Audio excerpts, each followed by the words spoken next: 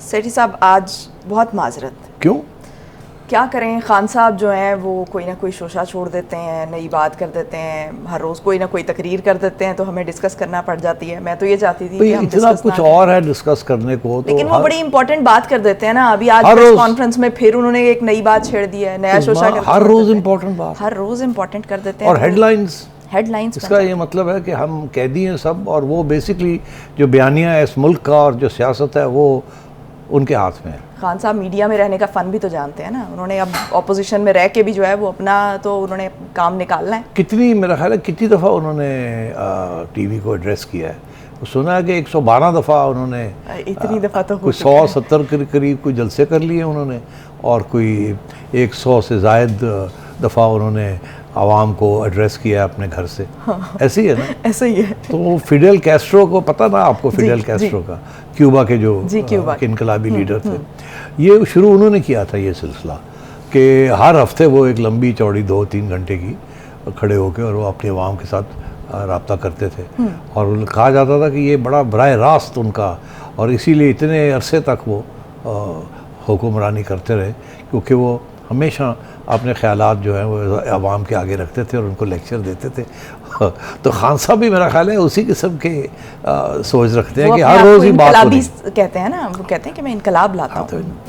तो चलिए फिर, और हमारे पास रास्ता कोई नहीं है, बात करनी पड़ेगी। अब क्या कहा उन्होंने? बड़ी इंपॉर्टेंट बात की है। अभी एक और नई डेट आगे की, ये एक अहम पेशरफ्त हुई है कि आगे की डेट जाने की बजाय पीछे को डेट दे दी है। उन्होंने कहा है, पहले कहा था कि 22 दिसंबर को हम ऐलान करेंगे, और अब कहा है कि 17 दिसंबर को लिबर्टी चौक में जो जलसा होने जा रहा है उसमें हम ऐलान करेंगे कि किस तारीख को 2 असेंबलियां जो हैं वो तहलील कर देंगे। अच्छा, तो अब एक ऐलान होगा कि किस तारीख को, 17 को ये बताएंगे कि किस तारीख को वो असेंबलीज डिसॉल्व करें। जी, आज नहीं बता सकते। नहीं, आज नहीं बता सकते, कल भी नहीं बता सकते, 17 को बताएंगे। 17 को बताएंगे, 16 को नहीं बताएंगे। नहीं है? अच्छा, तो ये 17 की क्या अहमियत है, कुछ पता तुम्हें? ये तो तुम्हारी कुछ चिड़िया विड़िया घूम रही है कहीं? नहीं, चिड़िया मेरे पास नहीं है ना सेठी साहब। अच्छा, अब बात यह है कि तो खान साहब कर क्या रहे हैं, यही सवाल है ना, की गेम है खान दी। वो तो देखिए, हमने तो एक दफ़ा नहीं बड़ी दफ़ा ये कहा है। आपने याद होगा लॉन्ग मार्च के साथ भी यही हुआ था कि लॉन्ग मार्च आ रही है, इस महीने के आखिर में आ रही है, फिर आ गई, फिर डेट देंगे, फिर डेट दे दी, फिर उसके बाद डेट यू टर्न ले ली।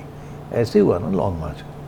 तो खान साहब मास्टर हैं इस किस्म के, ताकि वो गुफ्तगू जारी रहे, बयानियाँ जारी रहे, टेंशन रहे, हेडलाइंस हर रोज़ बने। आप देखें हर रोज़ की हेडलाइन खान साहब की होती।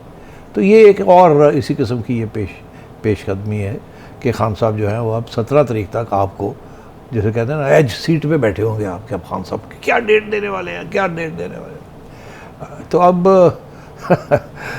क्या डेट देंगे या नहीं देंगे, देखें, मैं पहली बात आपको ये कह दूं कि वो जिस तरीके से वो डेट देते हैं, वो ज़रूरी नहीं होता कि वो डेट फाइनल डेट हो।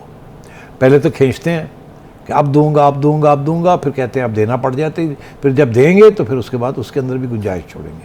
तो पहली बात तो ये है कि गुंजाइश छोड़ेंगे। अच्छा, जब डेट देंगे तो गुंजाइश छोड़ेंगे, उसके साथ भी कोई इफ एंड बट होगा। ओके, अगर ऐसे ना हुआ तो हम उस दिन फलाने दिन हम ये कर देंगे, छोटी सी बात आ जाएगी, डेट लोगों को याद रहेगी। और जो साथ आगे पीछे जो चीज़ लगाई होगी, अगर ये ना हुआ, अगर वो ना हुआ, तो फिर हम ये डेट जो है इस डेट तक हम कर देंगे। आपकी पॉपुलैरिटी के ऊपर तो हम डाउट ही नहीं करते, मगर पार्टी ने जीतना है ना, सिर्फ आपने तो नहीं जीतना। अच्छा, खैर, एनीवे, तो अब आपने ये अच्छा पॉइंट रेज किया। खान साहब इज़ लुकिंग फॉर अ वे कि मैं वापस पहुंचूँ वहाँ। तो इसलिए उसमें खान साहब 2 चीज़ें मांग रहे हैं। सर, अंदर की बात बताऊँ आप, एक ये वो कहते हैं कि जी हम आ जाते हैं हमारे साथ, एक ये तय कर लें कि इस डेट को होगा इलेक्शन, 2 महीने हम छोड़ते हैं, 2-3 महीने आप छोड़ें, और जून जुलाई बजट के बाद आप कर लें या बजट से पहले कर लें। वो कहेंगे बजट के बाद, ये कहेगा बजट से पहले। कोई एक डेट देते हैं, एक डेट दे दें, डिस्कस कर लें। दूसरी चीज़ ये कि वो कहते हैं कि एक कानून पास करते हैं कि वो जो कानून नून लीग ने और पीटीआई ने मिल के आर्मी चीफ की एक्सटेंशन का किया था, ये चाहते हैं कि अब फिर से एक दफ़ा मिल लिया जाए। अगर चार्टर ऑफ इकॉनमी होना है तो चार्टर ऑफ डेमोक्रेसी भी हो जाए, और उसके अंदर हम एक कानून पास कर दें कि अब किसी आर्मी चीफ को एक्सटेंशन नहीं मिलेगी।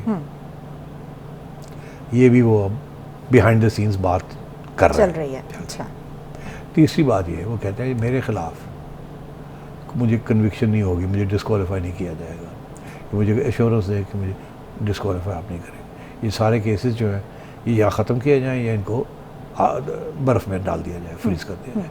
ये धमकी कि जी आप मुझे डिस्क्वालीफाई कर देंगे, ये मुझे मंजूर नहीं, क्योंकि उन्हें पता है ये बड़ी सीरियस संजीदा किस्म की धमकी है, ये इम्प्लीमेंट भी हो सकती है और उन्हें डर भी इस बात का है।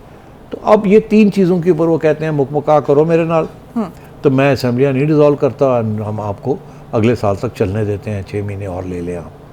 तो ये बात है, ये जो बातें हो रही है ना प्रेसिडेंसी के अंदर, ये इधर घूम रही हैं सारे, और खान साहब वक्त दे रहे हैं कि ये बातें कहीं पहुंच जाएं, ये ना हो कि मैं असेंबलियाँ डिज़ोल्व कर दूं, फिर तो रास्ता ही कोई नहीं वापस आने का।